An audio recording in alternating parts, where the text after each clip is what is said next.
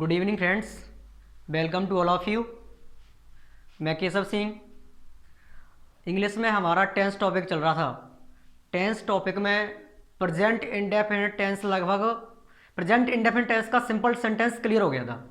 उसमें एक बात रह गई थी कि थर्ड पर्सन का कर्ता यदि एक वचन है तो एम बी फर्स्ट में एस या ई एस का प्रयोग करते हैं, तो उसमें भी एस का प्रयोग कब करते हैं और ई एस का प्रयोग कब करते हैं, ये देखना बाकी रह गया था। उसे अभी समझ रहे हैं। देखिए, टॉपिक था अपना टेंस। टेंस में भी क्या चल रहा था अपना? Present indefinite tense.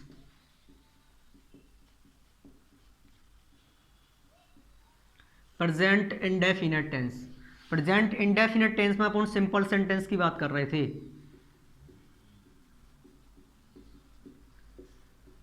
Simple sentence की अंग्रेजी बनाने का फॉर्मूला अपन ने पढ़ा था। सबसे पहले कर्ता, उसके बाद एम बी फर्स्ट में एस या ई एस, उसके बाद ऑब्जेक्ट, उसके बाद अदर वर्ड। ये फॉर्मूला था। इस पैटर्न से अपन हिंदी वाक्यों से अंग्रेजी बना रहे थे।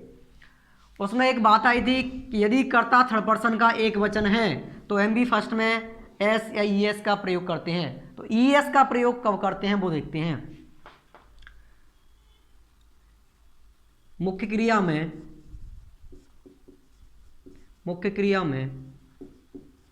ई एस लगाने का नियम।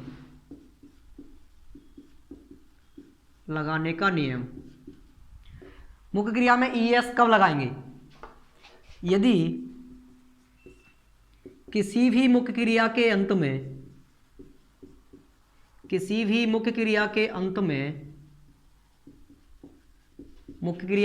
में O C H C double H S H double L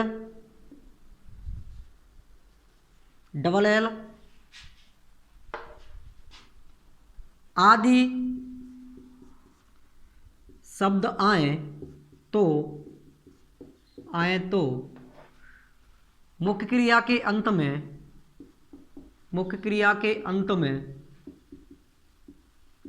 E S जोड़ देते हैं तथा शेष सभी मुख्य क्रिया के साथ एस जोड़ते हैं। बट एस या ई एस जोड़ना कब है? जब भी थर्ड पर्सन का कर्ता एक वचन होगा तभी एस या ई एस जोड़ेंगे, अन्यथा कुछ भी नहीं जोड़ा जाएगा। थर्ड पर्सन का एक वचन कर्ता वो अपन पढ़ चुके हैं पहले, कौन कौन से हैं? ही, सी, इट और न। इनके साथ ही एस या ई एस जोड़ेंगे, वो भी मुख्य क्रिया के अंत में ओ हो, C H O, C double H O, S H O, double L हो आदि शब्दांत मुख्य क्रिया के अंत में ई एस जोड़ देते हैं। इसके बाद बात आती है नेगेटिव सेंटेंस, इंटेरोगेटिव सेंटेंस। तो सिंपल सेंटेंस अपन ने पढ़ लिए हैं, आगे अपन नेगेटिव सेंटेंस पढ़ेंगे। देखिए,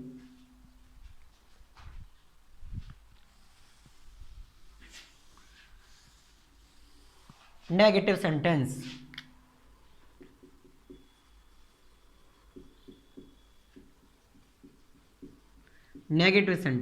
नेगेटिव का अर्थ होता है नकारात्मक सेंटेंस वाक्य। नकारात्मक वाक्य कौन से वाक्य होते हैं? अर्थात इनको कहते हैं निषेधात्मक वाक्य। निषेध अर्थात मनाही। ऐसे वाक्य जिसमें किसी भी काम को करने की मनाही की जा रही हो, मना किया जा रहा हो। सकारात्मक नहीं हो, अर्थात नकारात्मक, निषेध, मना किया जा रहा हो। अच्छा, इन वाक्यों को अपन कैसे पहचानेंगे कि ये वाक्य नकारात्मक हैं? इनमें कोई ना कोई शब्द ऐसा होगा जिससे मना की जा रही होगी किसी न किसी काम की। वैसे ज्यादातर वाक्यों में अपन को देखने के लिए नहीं शब्द मिल जाएगा। पहचाने कैसे?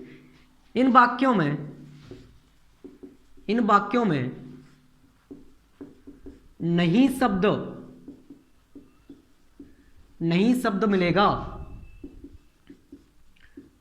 शब्द मिलेगा। इन वाक्यों की हिंदी से अंग्रेजी बनाते समय क्या करेंगे अपन? यदि कर्ता इन वाक्यों की हिंदी से अंग्रेजी बनाते समय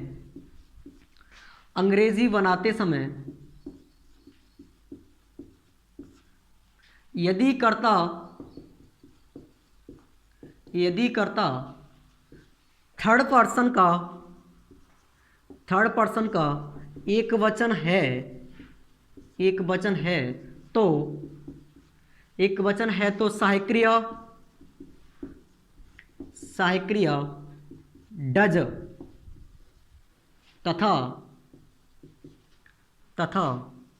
शेष सभी कर्ताओं के साथ सहायक क्रिया डू का प्रयोग करते हैं।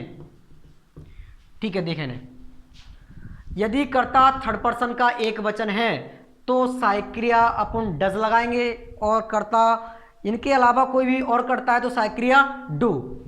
एक और पॉइंट इसमें देखें, नेगेटिव सेंटेंस में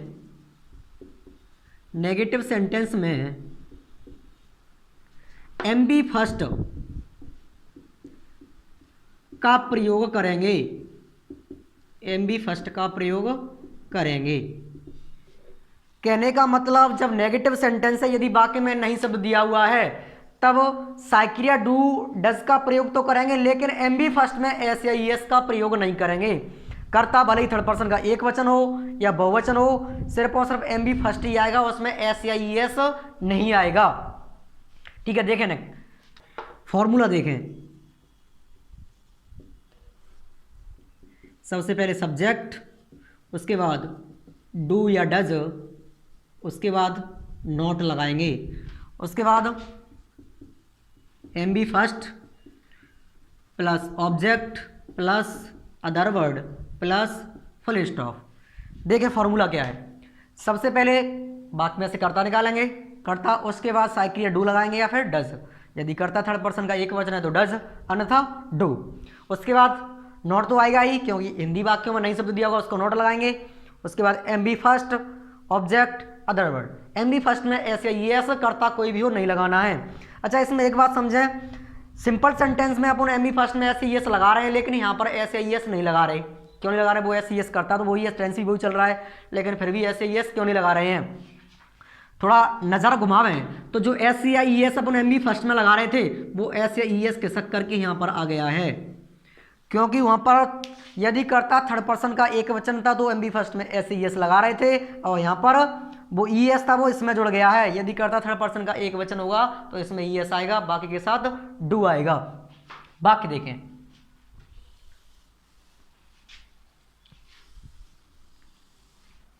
जैसे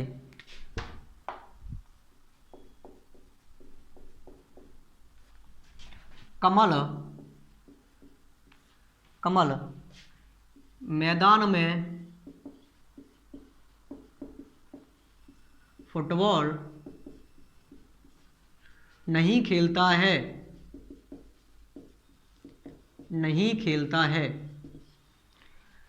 अपने सामने वाक्य मिल जाए, उसके बाद अपन को देखना है टेंस कौन सा है, 12 टेंस में से कौन सा टेंस है। टेंस की पहचान वाक्य के अंत से करेंगे। यदि वाक्य के अंत में मुख्य क्रिया के अंत में ता है आ रहा है तो प्रेजेंट इंडेफिनिट, उसके बाद देखेंगे सिंपल सेंटेंस है या नेगेटिव है या इंटेरोगेटिव है। नेगेटिव सेंटेंस की अपने पास पहचान है, वाक्य में क्या मिलेगा? नहीं शब्द मिलेगा। नहीं आ रहा है तो ये नेगेटिव सेंटेंस है। यदि नेगेटिव सेंटेंस है तो अपन तुरंत इस फॉर्मूले पहुंच जाएंगे, इस फॉर्मूले से बनाएंगे। ठीक है, नेगेटिव सेंटेंस का फॉर्मूला सब्जेक्ट, उसके बाद do does, not, M V first, object, other word. ठीक है, सब्जेक्ट क्या है इस वाक्य में? मैदान में फुटबॉल कौन नहीं खेलता है? कमल, ये अपना सब्जेक्ट हो गया। उसके बाद मैन वर्ब की बात करें, मैन वर्ब कहाँ मिलेगी? अंत में। खेलना ये अपनी मुख्य क्रिया हो गई, एम बी। उसके बाद बात करें ऑब्जेक्ट की, तो ऑब्जेक्ट कैसे निकालते हैं? बहुत पहले मैं बता चुका हूँ, वाक्य में क्या लगा के प्रश्न कर लो, जो आंसर आएगा वो क्या होगा? ऑब्जेक्ट होगा। कमल मैदान में क्या नहीं खेलता है? फुटबॉल, ये अपना ऑब्जेक्ट है।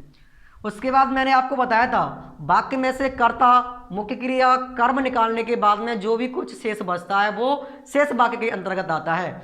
ठीक है, तो ये मैदान में है, वो क्या है? Other word. अब अपने पास सारी चीज़ निकल करके आ गई हैं, तो दिक्कत कहाँ है? इसमें से देखते जाओ, लिखते जाओ। सबसे पहले सब्जेक्ट रखना है।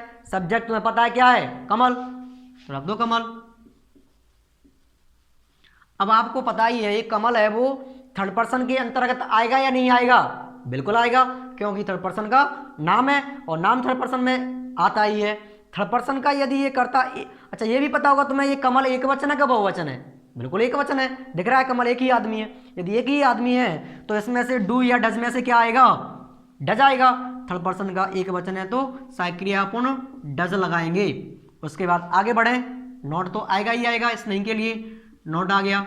उसके बाद मुख्य क्रिया की फर्स्ट फॉर्म खेलना की अंग्रेजी होती है प्ले, जो कि फर्स्ट फॉर्म होती है उसकी प्ले। अच्छा एक बात, अब इसमें एस आएगा या ई एस आएगा? तो इसमें ना एस आएगा ना ई एस आएगा। कर्ता एक वचन होते हुए भी ऐसे ई एस कुछ भी नहीं आएगा। क्यों नहीं आएगा? ऐसे E S bus only simple sentence में आएगा, नेगेटिव सेंटेंस में नहीं आएगा। इसमें डज आ चुका है प्ले। उसके बाद क्या ऑब्जेक्ट कैसे निकालेंगे? निकाल लिया आपने फुटबॉल, तो प्ले फुटबॉल। उसके बाद कुछ बचा है क्या बाकी में? बिल्कुल बचा है मैदान में, और मैदान की अंग्रेजी होती है ग्राउंड, और मैक ये प्रीपोजिशन इसके लिए लगाएंगे इन द ग्राउंड। ठीक है, और देखें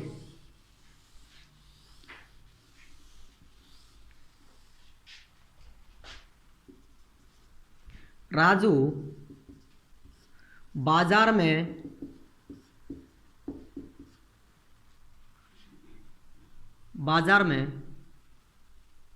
साड़ी बेचता है।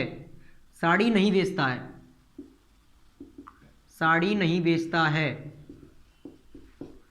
राजू बाजार में साड़ी नहीं बेचता है, तो बाकी प्रेजेंट इंडेफिनिट का ता है। नहीं से पता चल रहा है कि नेगेटिव सेंटेंस है। नेगेटिव सेंटेंस है, तुरंत अपन इस फॉर्मूले पर जाएंगे। इस फॉर्मूले पर जाएंगे, उसके बाद अपन देखेंगे इसमें करता क्या है। करता राजू, मुख्य क्रिया बेचना, अब तो आप निकाल पा रहे होंगे। उसके बाद कर्म क्या होगा? साड़ी, अदर वर्ड क्या होगा? बाजार में। तो बना दो इसकी अंग्रेजी राजू। उसके बाद एक वचन तो डज लगा दो। उसके बाद नॉट, बेचना की अंग्रेजी होगी सेल, साड़ी की होती है साड़ी, इन द मार्केट, बाजार की अंग्रेजी क्या होती है? Market, full stop. और देखें हम रोजाना अंग्रेजी नहीं पढ़ते हैं। हम रोजाना अंग्रेजी नहीं पढ़ते हैं। करता हो गया हम, मुख्य क्रिया, कर्म, शेष वाक्य। हम की अंग्रेजी होती है WB। ये करता कैसा है? ये बहुवचन है, ना ही थर्ड पर्सन करता है। थर्ड पर्सन का एक वचन करता होगा जब ही डज आएगा, ना था डू आएगा। तो इस बी के साथ क्या आएगा? Do, not, MB first, read, उसके बाद क्या? इंग्लिश, उसके बाद अदर वर्ड क्या है? Daily, full stop. ठीक है, यहां पर 4-5 वाक्य लिख रहा हूं आपकी प्रैक्टिस के लिए, वो आपको खुद सेल्फ बनाने हैं।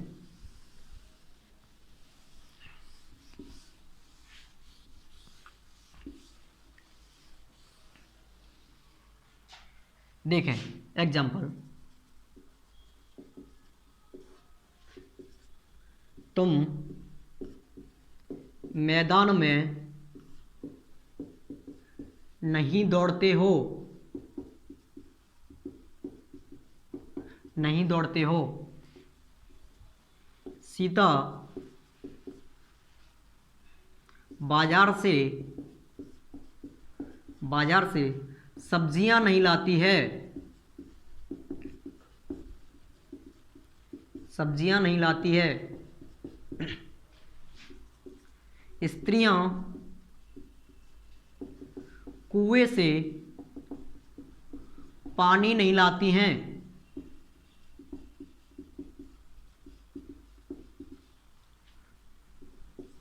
मैं शाम को दूध नहीं पीता हूं।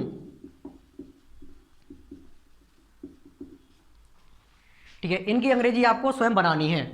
ठीक है, देखें आगे अगला जो प्रेजेंट इंडेफिनिट का अपना टाइप आता है वो आता है इंटेरोगेटिव सेंटेंस। इंटेरोगेटिव सेंटेंस क्या होते हैं? इंटेरोगेटिव सेंटेंस प्रश्नवाचक वाक्यों को बोलते हैं। प्रश्नवाचक वाक्य अपने दो प्रकार के होते हैं, एक तो हेल्पिंग वर्ब से शुरू होने वाले और एक WH वर्ड से शुरू होने वाले। हेल्पिंग वर्ब से शुरू होने वाले जो वाक्य होते हैं उनको अपन प्रश्नवाचक प्रथम वाक्य कहते हैं, और जो WH वर्ड से शुरू होने वाले वाक्य होते हैं उनको प्रश्नवाचक द्वितीय वाक्य कहते हैं। या तो हेल्पिंग वर्ब से शुरू होने वाले वाक्य बोलो, या फिर WH वर्ड से शुरू होने वाले वाक्य बोलो, या फिर प्रश्नवाचक प्रथम या प्रश्नवाचक द्वितीय वाक्य, किसी भी प्रकार से बोल सकते हैं। तो अपन ले रहे हैं यहाँ पर इंटेरोगेटिव फर्स्ट। इंटेरोगेटिव फर्स्ट, जिनको हिंदी में अपन प्रश्नवाचक प्रथम वाक्य बोलते हैं।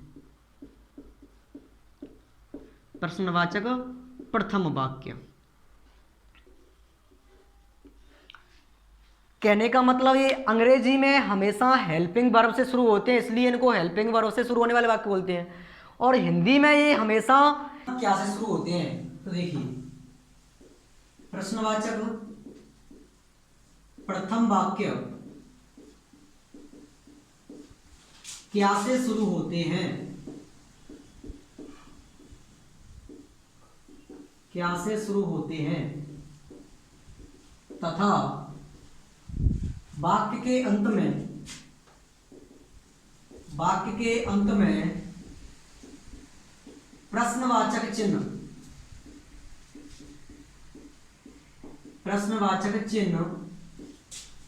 दिया होता है।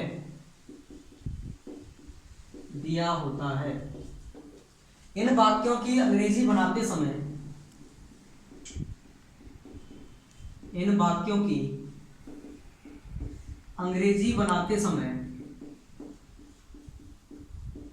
समय वाक्य को डू या डज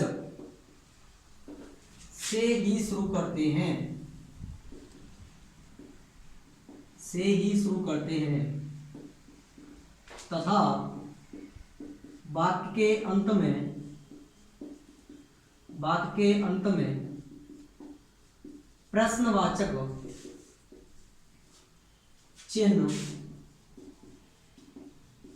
लगाते हैं तथा एमबी फर्स्ट का प्रयोग करते हैं।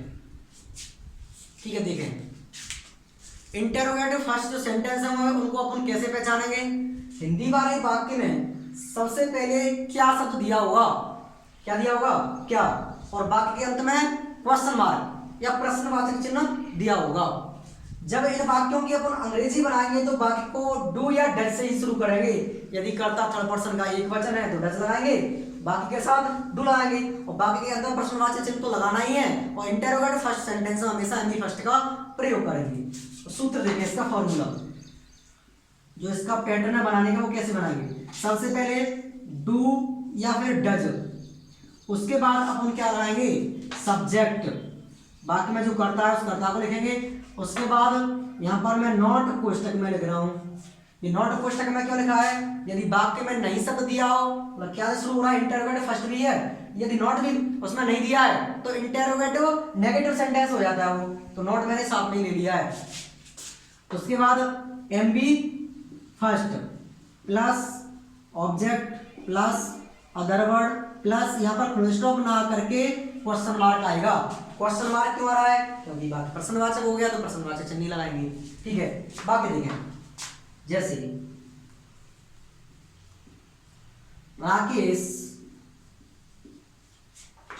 राकेश इसको ऐसे ना लिख करके, क्या राकेश बाजार में किताबें खरीदता है। यहाँ पर क्वेश्चन मार्क आएगा। बाकी की अपन पहचान करें तो बाकी के अंत में क्या लिखा है? ता है, प्रेजेंट इंडेफिनिट। बाकी के शुरू में क्या है? क्या शब्द दिया हुआ है? तो इंटेरोगेटिव फर्स्ट हो गया। इंटेरोगेटिव फर्स्ट पहचानने के बाद तुरंत अपन इस फॉर्मूले पहुंच जाएंगे। यदि कर्ता अपना थर्ड पर्सन का एक वचन है तो साइक्लिक डज लगाएंगे, यदि बहुवचन है तो डू लगाएंगे। ठीक है, राकेश अपना थर्ड पर्सन का एक वचन करता है तो साइक्लिक क्या आएगी, डज। उसके बाद कर्ता क्या है, राकेश। उसके बाद नॉट कोष्टक में लिखा है, यदि इसमें नहीं शब्द होता तो नॉट लगाते, तो नोट इसमें अपन नहीं लगाएंगे, तो नहीं लगाएंगे, इसमें नहीं शब्द नहीं दिया है। एमडी फर्स्ट खरीदना, खरीदना की अंग्रेजी होती है बाई। उसके बाद क्या, किताब है, किताब की बुक, और बहुवचन है तो बुक्स। कहां पर, बाजार में, इन द मार्केट।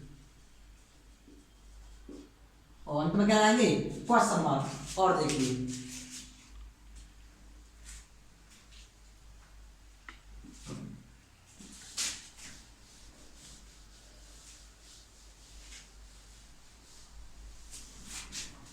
आगे देखें, क्या रोशनी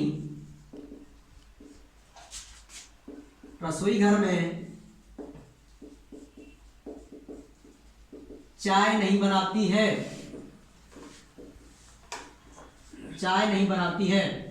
वाक्य के अंत में ती है, प्रेजेंट इंडेफिनिट, क्या से शुरू हो रहा है, वाक्य के अंत में क्वेश्चन मार्क, इंटरोगेटिव फर्स्ट। तो सबसे पहले डू या डज अकॉर्डिंग टू सब्जेक्ट, यदि करता थर्ड पर्सन का एक वचन तो डज, और बाकी के साथ डू। रोशनी थर्ड पर्सन का एक वचन, साइक्लिक क्या आएगी, डज। उसके बाद करता क्या है, रोशनी। उसके बाद कोष्टक में क्या लिखा है, नॉट। बाकी में नहीं शब्द आ रहा है तो नॉट लगाओ, तो नहीं आ रहा है तो नॉट लगा दो। उसके बाद एमबी फर्स्ट, मुख्य क्रिया क्या है, बनाना।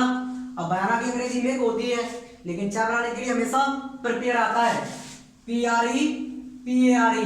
प्रिपेयर का अर्थ होता है तैयार करना, क्योंकि चाय को तैयार ही किया जाता है, बनी बनाई तो ऑलरेडी मार्केट से आती है ये चाय, चाय को तैयार करते हैं घर पे। तो बनाने के लिए यहाँ पर अंग्रेजी क्या आएगी, प्रिपेयर, पीआरई, पीएआरई, प्रिपेयर। क्या ऑब्जेक्ट क्या है अपना, टी, चाय। रसोई घर में क्या शेष वाक्य, इन द किचन। अंत में क्या आएगा, क्वेश्चन मार्क। और देखें, क्या सचिन, क्या सचिन क्रिकेट नहीं खेलता है, क्रिकेट नहीं खेलता है। सचिन क्या है, एक वचन, क्या आएगा, डज। उसके बाद सचिन, खेलना की अंग्रेजी, यदि नहीं आ रहा है तो नोट लगा दो, not play cricket, question mark. Next, क्या हम रोजाना नाश्ता नहीं लेते हैं, नहीं लेते हैं। अब इसमें कर्ता देखें, ये थर्ड पर्सन का कर्ता नहीं है। अब थर्ड पर्सन का कर्ता नहीं है तो साइक्लिक क्या आएगी, डू आएगी, डू। उसके बाद बी, हम की अंग्रेजी। उसके बाद नहीं शब्द आ रहा है तो नोट लगा दो। एमबी फास्ट, लेना की अंग्रेजी क्या होती है, टेक, क्या, ब्रेकफास्ट। उसके बाद अदर वर्ड, डेली। उसके बाद क्वेश्चन मार्क। तो मैं समझता हूं यहां तक बिल्कुल क्लियर हो गया होगा इंटरोगेटिव फर्स्ट सेंटेंस। ठीक है, अब अपने पास बचता है इंटरोगेटिव सेकंड, प्रश्नवाचक द्वितीय वाक्य, उसको और देख रहे हैं।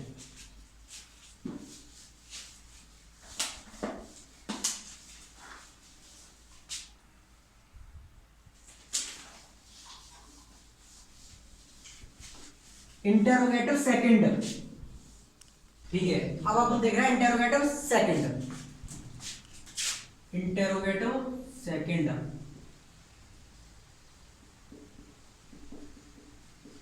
प्रश्नवाचक द्वितीय वाक्य,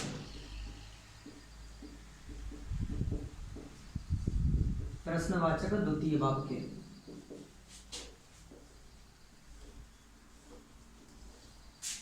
ये क्या होते हैं, इंटरोगेटिव सेकंड वाक्य। प्रश्नवाचक द्वितीय वाक्यों के बीच में कुछ WH वर्ड दिए होते हैं, कोई ना कोई एक WH वर्ड दिया होगा, कब, क्यों, कहां, कैसे, कौन, ऐसे कोई ना कोई WH वर्ड बीच में आएगा, और बाकी के अंत में प्रश्नवाचक चिन्ह होगा। जब इन वाक्यों की अंग्रेजी बनाएंगे तो सबसे पहले उस WH वर्ड की अंग्रेजी ही लिखेंगे और बाकी के अंत में प्रश्नवाचक चिन्ह लगाएंगे, एमबी फर्स्ट का प्रयोग करेंगे। अच्छा एक बात, इसमें WH वर्ड बार बार शब्द आ रहा है, WH वर्ड, ये क्या होता है WH वर्ड?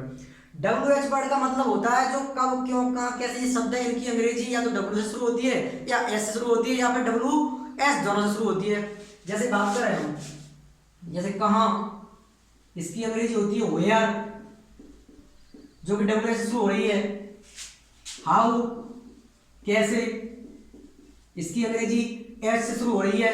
हु, WHO, कौन, इसकी अंग्रेजी भी WH।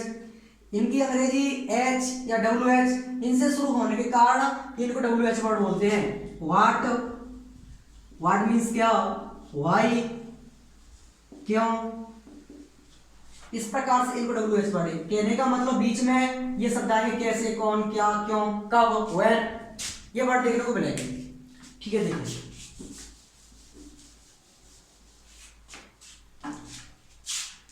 प्रश्नवाचक द्वितीय वाक्यों के बीच में, प्रश्नवाचक द्वितीय वाक्यों के बीच में, वाक्यों के बीच में कब, क्यों, कहां, कैसे,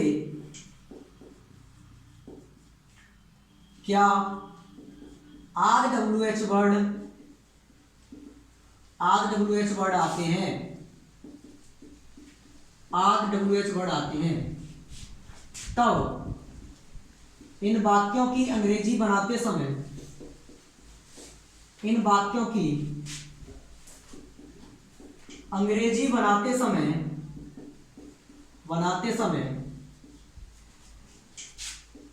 उसी WH वर्ड को सबसे पहले लिखते हैं, सबसे पहले लिखते हैं तथा वाक्य के अंत में प्रश्नवाचक चिन्ह लगाते हैं, प्रश्नवाचक चिन्ह लगाते हैं। ठीक है, इनके हिंदी वाक्यों में बीच में कब, क्यों, कहां, कैसे, क्या, इनमें से कोई ना कोई WH वर्ड दिया होगा। जब इन वाक्यों की अंग्रेजी बनाएंगे तो इन वाक्यों की अंग्रेजी, इन शब्दों की अंग्रेजी सबसे पहले लिखेंगे, MB फर्स्ट का प्रयोग करेंगे और बाकी के अंत में प्रश्नवाचक चिन्ह लगाएंगे। इसके फॉर्मूले की बात करें, सूत्र,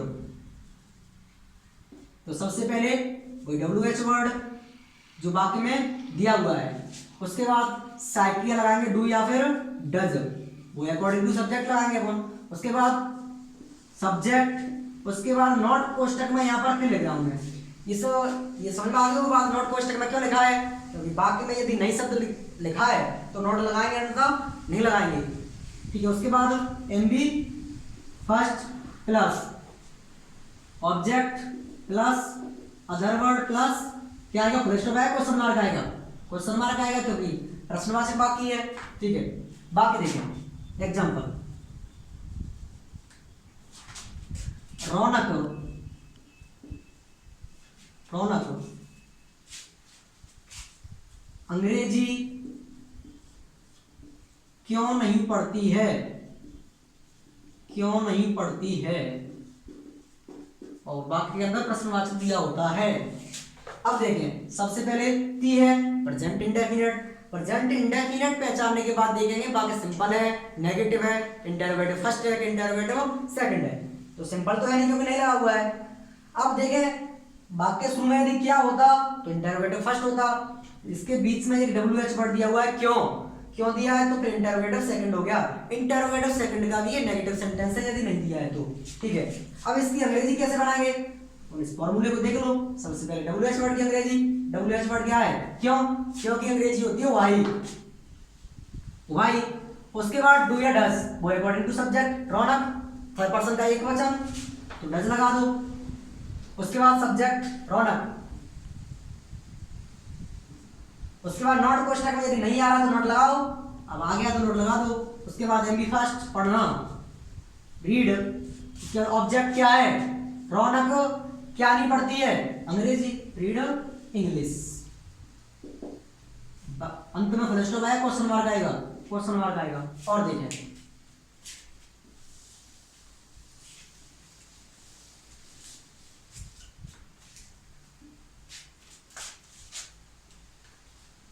तुम कहाँ रहते हो, तुम कहाँ रहते हो, ठीक है। अंत में क्या है, ते हो, प्रेजेंट इंडेफिनिट। बीच में क्या आ रहा है, WH वर्ड। सबसे पहले क्या लगाएंगे अपन, उसी WH वर्ड की अंग्रेजी। कहाँ की अंग्रेजी क्या होती है, वेयर। उसके बाद सब्जेक्ट क्या है, यू। यू थर्ड पर्सन का करता नहीं है, इसलिए यहाँ पर क्या आएगा, डू आएगा, डू। उसके बाद तुम की अंग्रेजी क्या होती है, यू। और उसके बाद क्या लगाएंगे, नहीं है, नहीं तो नॉट लगाएंगे। उसके बाद मुख्य क्रिया, मुख्य क्रिया क्या है, रहना, रहना की अंग्रेजी लिव। उसके बाद ऑब्जेक्ट, इसमें ऑब्जेक्ट क्या है, ऑब्जेक्ट कुछ दिख रहा है क्या, ना तो इसमें ऑब्जेक्ट है ना इसी इस वाक्य। सेंटेंस अपना कंप्लीट हो चुका है। अब कंप्लीट हो गया है तो क्वेश्चन मार्क, ठीक है।